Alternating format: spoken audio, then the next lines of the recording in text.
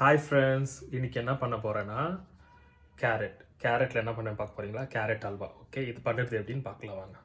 Friends, இதுக்கு நான் என்ன பண்ணியிருக்கிறேன்னா 1/2 லிட்டர் நந்தினி மில்க் எடுத்துருக்கிறேன். ஆரஞ்சு கலர் வரும், அது திக்காக இருக்கும். ஓகே, திக்கான மில்க் எடுத்துகிட்டு இந்த மாதிரி காசின்னு இருக்கிறேன். இப்போ இது நல்லா காசி வந்தப்பறம் என்ன பண்ணணும், நம்ம ஆல்ரெடி கேரட்டு திருவி வச்சுன்னு இருக்கிறேன். இந்த கேரட் அதில் போட்டுட்டு நல்லா இது பண்ணணும். ஓகே, பெரட்டினே இருக்கணும். நல்லா அது ஒரு திக்கு கன்சிஸ்டன்சி வர வரைக்கும் கிளறின்னு இருக்கணும். அது பண்ணிவிட்டு நெக்ஸ்ட் என்னன்னு காமிக்கிறேன். ஃப்ரெண்ட்ஸ், கேரட் எல்லாம் போட்டுட்டு இது நல்லா கெட்டியாகட்டும். அதுக்குள்ளாக நான் என்ன பண்ணியிருக்கேன், பக்கத்தில் ஒரு பேன் வச்சுட்டு இதில் கொஞ்சம் கீ போட்டுக்கிறேன். ஓகே,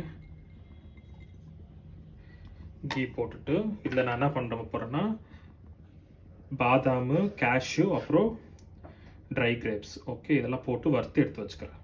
பாருங்கள் ஃப்ரெண்ட்ஸ், இது ஆல்மோஸ்ட் எல்லாம் இந்த மாதிரி ஃபுல் நம்ம ஃப்ரை பண்ணிடக்கூடாது. இந்த ஸ்டேஜில் பண்ணி எடுத்து வச்சுக்கணும். இது ஆல்மோஸ்ட் பாயில் ஆகின்னு இருக்குது.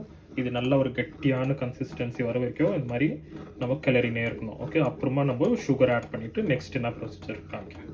பாருங்கள் ஃப்ரெண்ட்ஸ், இது ஆல்மோஸ்ட் கொஞ்சம் கெட்டியாகின்னு வந்துருக்கு. இந்த ஸ்டேஜில் நான் என்ன பண்ணேன், 1 கப்பு சுகரை ஆட் பண்ணிக்கிறேன். ஓகே, இது 1 கப்பு கரெக்டாக இருக்கும். இது கூடவே நான் என்ன பண்ண போகிறேன், கொஞ்சமாக மில்க் மெய்டு. ஓகே, மில்க் மெய்டை ஆட் பண்ணிக்கிறேன். இப்போ இதில் சுகரும் மில்க் மேடும் ஆட் பண்ணிவிட்டு இப்படி இருக்குது. இது இன்னும் நல்லா ஃபுல் கட்டியாக வரணும். எப்படி அது கெட்டியாக ஆன ஸ்டேஜில் நான் உங்களுக்கு காமிக்கிறேன். பாருங்கள் ஃப்ரெண்ட்ஸ், இது ஆல்மோஸ்ட் கெட்டியாக இருக்குது. இந்த ஸ்டேஜில் நம்ம கொஞ்சம் நெய் போட்டுக்கலாம்.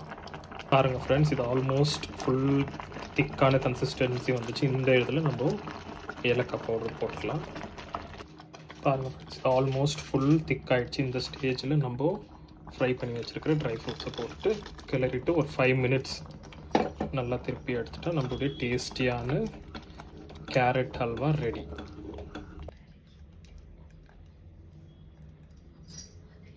பாருங்கள் ஃப்ரெண்ட்ஸ், நம்மளுடைய டேஸ்டியான ஹல்வா ரெடி. சாப்பிட்டு பார்த்துட்டு எப்படி இருக்குன்னு சொல்கிறேன். பாருங்கள் ஃப்ரெண்ட்ஸ், நம்மளுடைய டேஸ்டியான கேரட் அல்வா ரெடி. ஓகே, நீங்களும் இதே மாதிரி பண்ணி பார்த்துட்டு எப்படி இருக்குன்னு கமெண்ட் பண்ணுங்கள், ஷேர் பண்ணுங்கள். மறக்காமல் என்னோடய சேனலை சப்ஸ்கிரைப் பண்ணிவிட்டு லைக் கொடுங்க. Okay, thank you so much. பாய்.